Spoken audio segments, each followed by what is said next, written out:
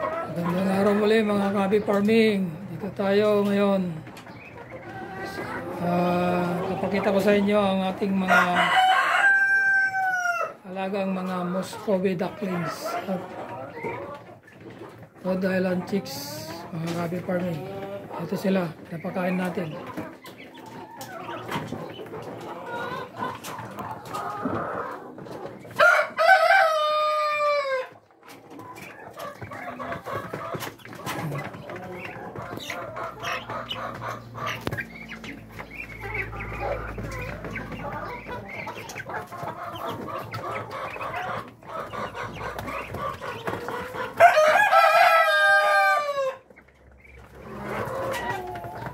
Mga ducklings natin, mga kabi farming. So yung ducklings natin bali 16 lahat sila. Tapos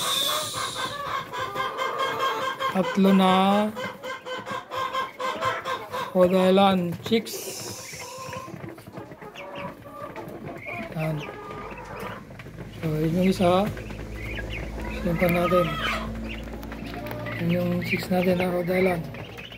Tatlo sila. Yan yung mga ducklings natin naman.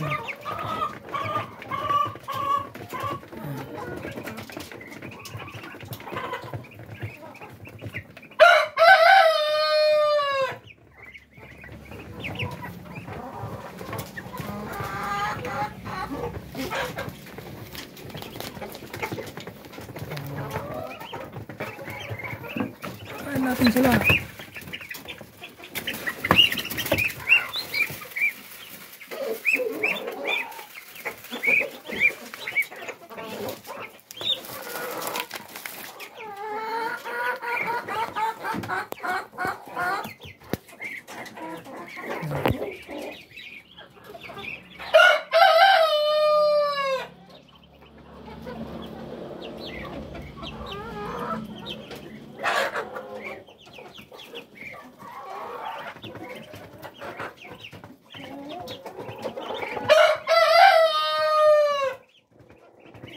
Yung mga maliliit na ducklings, mga kabi farming, ay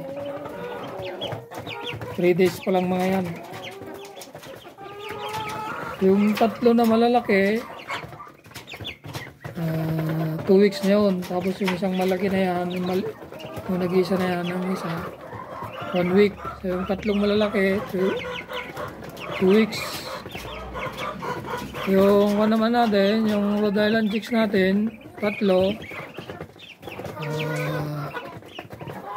3 weeks na sila, mga kabi farming.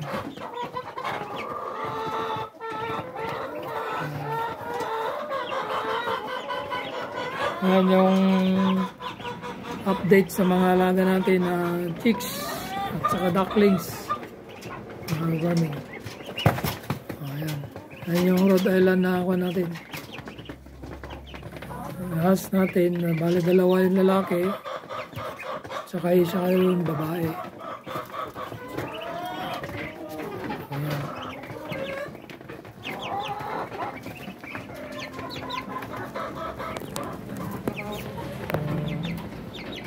Gusto nila yung pagkain nila, yung chick booster.